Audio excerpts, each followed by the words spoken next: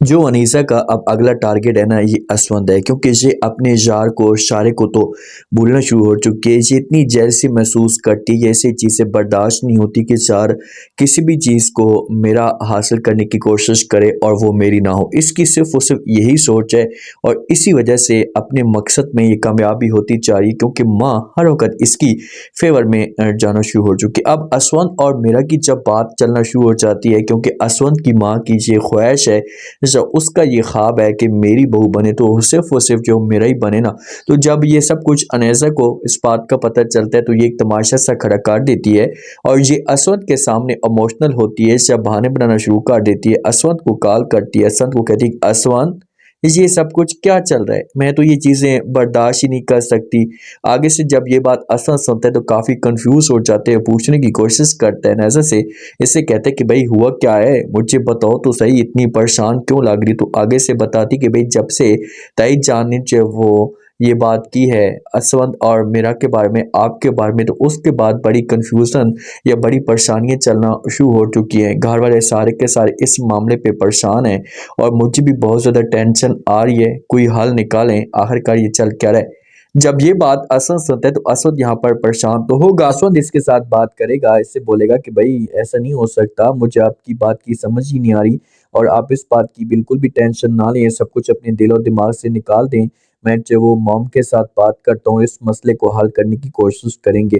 जो अनैसा की माँ होती है ना, क्योंकि असवद जिस वक्त ये बातें सुनता है तो असवद अपनी माँ को और हर किसी को इनकार कर देता है कि मैं शादी करूंगा तो अनैसा के साथ ही करूंगा। मैंने जो है वो फिलहाल किसी के बारे में भी नहीं सोचा। तो इसको जो वो कॉल की जाती है और ये सब कुछ जो अनैसा की माँ को भी पता चलता है तो ये खुशी के साथ जो मेरा के पास आता है, क्योंकि मेरा की जो हालत होती है तो थोड़ी सी खराब होना शुरू हो जाती है।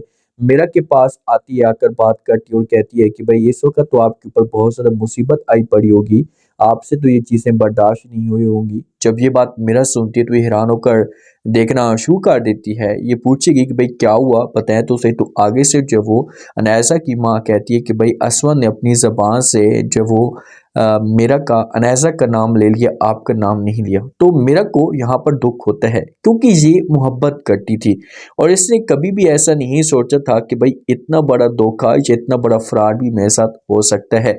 अब असवद दिलचस्पी नहीं ले रहा था, असवद को अच्छी लगती थी, लेकिन असवद ने कभी उस मामले पे या उस नज़र से नहीं देखा। तो ये मुलाकात जो एक दफ़ा ज़रूर मेरा के साथ करेगा, मेरा को पूछेगा मेरा से कि भाई क्या ये सब कुछ सच है। तो आगे से मेरा तो कोई इसके साथ बात नहीं करेगी, क्योंकि इसके दिल में तो नफरत आ जाएगी। तो ये समझाने की कोशिश करेगा, बार बार रिक्वेस्ट करेगा कि प्लीज़ आप ये सब कुछ अपने दिलो दिमाग से निकाल दें, मैं तो आपको पसंद नहीं करता। तो मेरा अपने आप को फिर जो वो मजबूत करेगी और इसके साथ जो वो रब्ते करना शुरू ख़त्म कर देगी। लेकिन जब अनैज़ा आएगी ना, अनैज़ा जो एक लालची इंसान होता है ना, उसकी सोच हमेशा महदूद होती है और जब ये आएगी ना असवद की ज़िंदगी में तो उसके बाद इसे मज़ा नहीं आएगा, असवद के साथ इसे दिलचस्पी नहीं होगी, तो अपने यार के साथ रात की तरीकी में शादी पे भाग जाएगी।